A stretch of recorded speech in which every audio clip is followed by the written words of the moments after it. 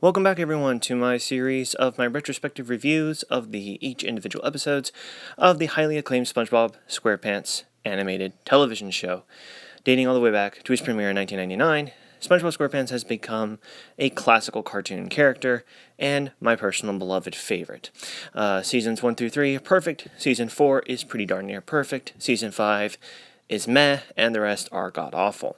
So, this is the 12th episode of Season 1, titled Pickles, and as you know, this video series is basically for adults who are like, I don't know if my kids should watch SpongeBob. Is it a good show? Is it something that's good for them? Well, to be honest, yes it is. It's a fantastic show for your kids, and it teaches them a lot of good things, even though I've heard a lot of other people say that it dumbs you down, which it doesn't.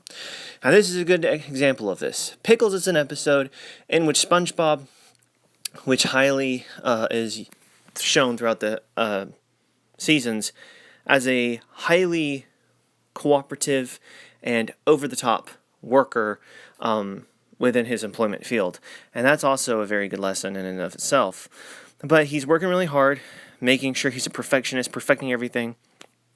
And he comes in this big, fat fish named Bubble Bass, and they call him Bubble Bass. And he walks in and he orders this gigantic, humongous, ridiculous sandwich over the top. And he says, make sure to hold the pickles. Understandable, Bubble Bass, I don't like pickles on my sandwich. But if you do, that's fine. My mom personally loves pickles. I don't know how. I don't like the vinegar, I guess. Anyways.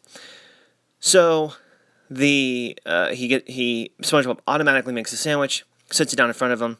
He eats it, and SpongeBob's like, so, how is it? Knowing that he cooked it perfectly and did everything perfectly because he's a perfectionist. And Bubble Bass says, yeah, that's the problem. There aren't any pickles on it. And SpongeBob's like, what are you talking about? I placed the pickles there. And Bubble Bass shows his tongue. I didn't hide anything. Or he showed like the goop in his mouth, and he's like, see, there's some pickles in there. And he and SpongeBob starts dissecting the burger and basically drives SpongeBob to this mental state of being broken because he's like, I know I put pickles in there. I'm a perfectionist. I know how to do my job. And I understand where SpongeBob's coming from. I'm a perfectionist in my job as well. And if I'm into a new job and I don't know what I'm supposed to do, I drive myself nuts. Because if I don't get it right and I'll put it on the money, then I can drive myself crazy just like SpongeBob was. And he mentally breaks down because he thinks he disappointed a customer. He disappointed himself. He didn't do things perfectly like he always does. And he kind of gets shaken,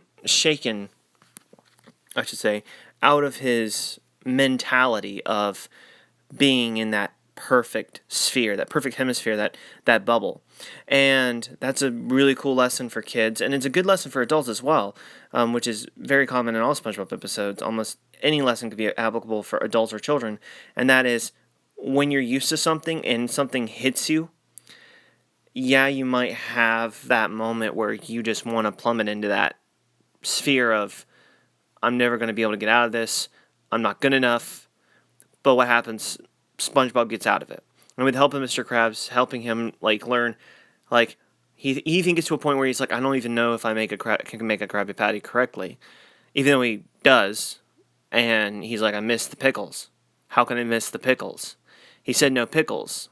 And so, because of that, Mr. Krabs helps him learn how to make a sandwich again, and he finally is able to do it, and he comes back to the Krusty Krab. He's like, I'm going to fight this. And he does. Determinism is a very strong theme within this episode. And SpongeBob sees Bubble Bass return, and Bubble Bass is like, I heard SpongeBob's back. And he goes, I'm right here, Bubble Bass. Which is really cool because SpongeBob's like, I'm going to fucking stand up to you, you know? Excuse my French. And he's like, I'm going to stand up to you. I'm not going to take your crap anymore. I'm going to fight. I know I do this right. I know I got it down. I'm not going to let you, control me anymore. And so Bubble Bass says, I want the same thing as I had last time. SpongeBob says, I already made it for you, and I double checked. So Bubble Bass goes over, eats it, chews on it, and he goes, "Still no pickles." And Spongebob is thoroughly confused, as anyone would. Like, I just went through this huge transformation. I went through this depression, came back out, had strong anxiety, finally learned my lesson, was able to perfectly make you a perfect sandwich the perfect way that you perfectly wanted, and I even double, triple checked it. And now you're telling me there's no pickles on it? Like, he's starting to get a little suspicious. And Bubble Ass starts laughing. And he notices that his tongue, when he's laughing, and the way that it sounds a little off. And SpongeBob's like, wait a minute. And he grabs Bubble Bass's tongue and he lifts it up. And lo and behold, there's the pickles. And not just the pickles, but the pickles from the last sandwich. And then someone says, and there's my car keys. And then someone else says something else. Like, oh, there's my something, and there's my something. And then Bubble Bass goes, and there's my ride. And he runs out the door. Oh, it's so funny. And it kind of shows that, it's a lesson of two things, I think, most importantly. First of all, we touched on was the determinism and not being relentless and fighting your way through, like, depression, anxiety, and stuff like that, which is a really good lesson. I know a lot of people will fight with that stuff every single day. And it also has a really good message about dishonesty, how dishonesty can actually help end up ruining someone. He was lying about him just to get, a refund, to get his money back, and all this other stuff, and basically ruining a guy's reputation just for fun, kind of trolling, modern day trolling back in 1999 and 2000. But it was it's a good lesson, again, in dishonesty, and how it can actually hurt someone. It kind of shows that side, and it shows the negative and why not to do it, and then the opposite, the determinism to get out of it. And I think that's really good lessons for kids. Don't be dishonest, and when you're knocked down, fight your way through and get right back up.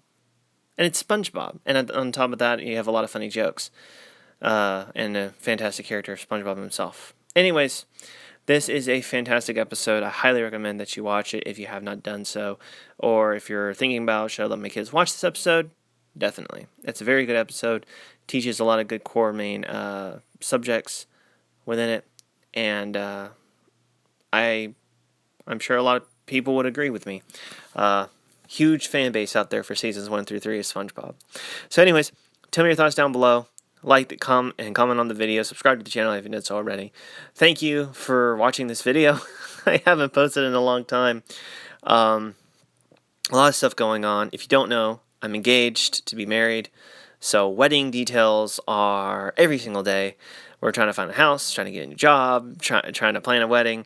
It's coming up in 5 weeks. It is insane having to find a new place and packing stuff and moving and then setting up registries and getting gifts. And then my birthday's this next Wednesday. And then on top of that, Thanksgiving, and then the wedding, and then it's Christmas, and it's just a lot going on.